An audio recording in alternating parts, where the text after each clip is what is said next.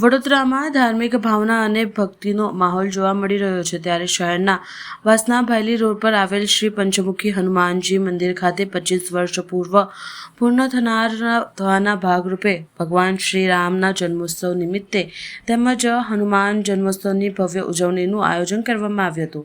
આ કાર્યક્રમમાં શ્રી રામકથા જન્મોત્સવની ઉજવણી કરવામાં આવી હતી। સાથે સાથે હનુમાન ચાલીસા પાઠ, મહાઆરતી અને વિશેષ શણગાર દરના દર્શન કરવામાં આવ્યા હતા।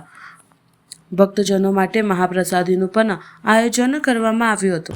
ये वासना पंचमुखी मंदिर है, उस पर एक कार्यक्रम का आयोजन किया गया। आज इसके 25 वर्ष पूर्ण हो रहे हैं, जिसके उपलक्ष्य में रामनवमी के दिन यहाँ पर रामकथा का कार्यक्रम रखा गया है। और ये हमारी सारी टीम, ये हितेश सर जो पोलो ग्राउंड में हमारे रावण बनते हैं, और स्टार परफॉर्मिंग आर्ट्स की तरफ से पूरा हम लोगों को यहाँ बुलाया गया है।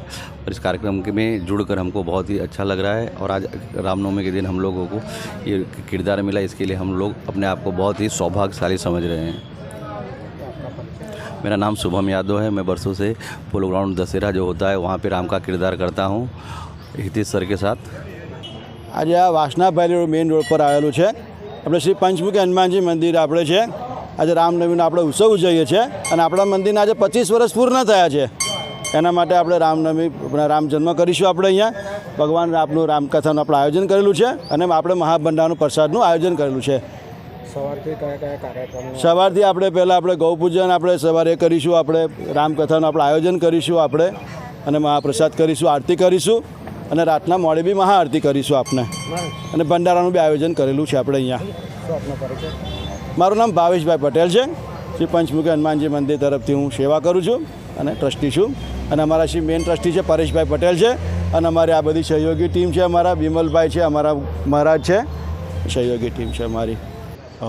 પંચમુખી હનુમાન મંદિર જે છે એને 25 વર્ષ જે પૂર્ણ થયા એ નિમિત્તે આ એક સુંદર જે કાર્યક્રમનું આયોજન કરવામાં આવ્યું છે।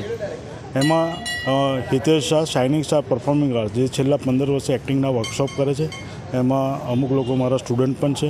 તો લોકોનો જે આજે લાભ મળ્યો છે અને આવી રીતે નિરંતર મારા વિદ્યાર્થીઓને લાભ મળતો રહે અને આપ લોકો પણ આ રીતે કાર્યમાં જોડાતા રહો, એ જ મારી શુભ ભાવના છે।